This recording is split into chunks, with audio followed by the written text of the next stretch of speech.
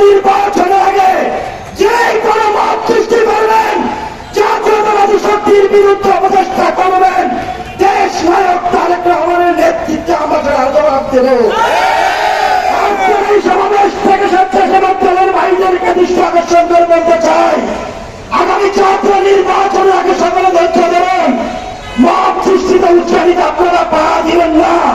যেভাবে গত 17 বছর হাসিনা স্বৈরাচারের বিরুদ্ধে আন্দোলন করেছেন, ধৈর্য ধারণ করেছেন, আগামী নির্বাচন পর্যন্ত আপনারা ধৈর্য ধারণ করেন।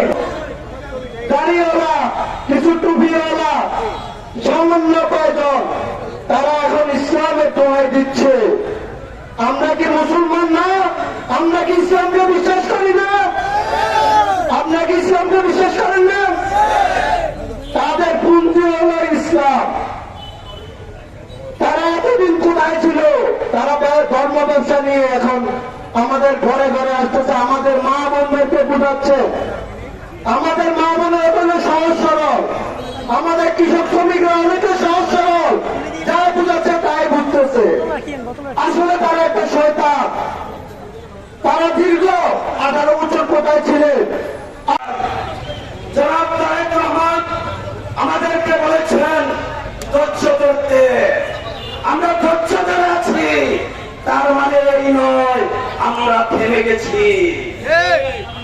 দেওয়ালে যখন পিঠ থেকে যাবে, যখন আমাদের দেওয়ালে পিঠ থেকে যাবে, আমরা যখন সোচ্চার প্রতিবাদ করব, আমাদের উপর নির্দেশ আসবে, আশা করি আমাদের সাথে এক ঘন্টাও টিকতে পারবেন না। সংগ্রামী নেতৃবৃন্দ, আমরা হুঁশিয়ার করে বলতে চাই, তারেক রহমান এমন এক নেতা যিনি লন্ডনে বসে এই বাংলাদেশকে সরাসরি হাতে মুক্ত করেছেন। সুতরাং আপনারা ধৈর্য কোটি, আপনারা এখন নির্বাচনের একটি আসনও পাবেন না, যার জন্য আপনারা বিনা নির্বাচনে যে ক্ষমতার স্বাদ, সেই ক্ষমতার স্বাদ অনুভব করতে চান।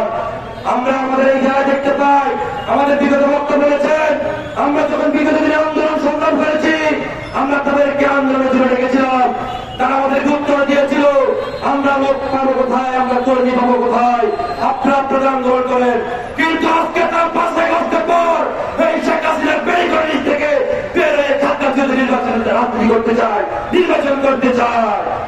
আমরা আপনাদের বসে করে বলতে চাই, আমরা আপনাদেরকে দেখেছি ছুটির শেষে স্কুলে মাস্টারি করতে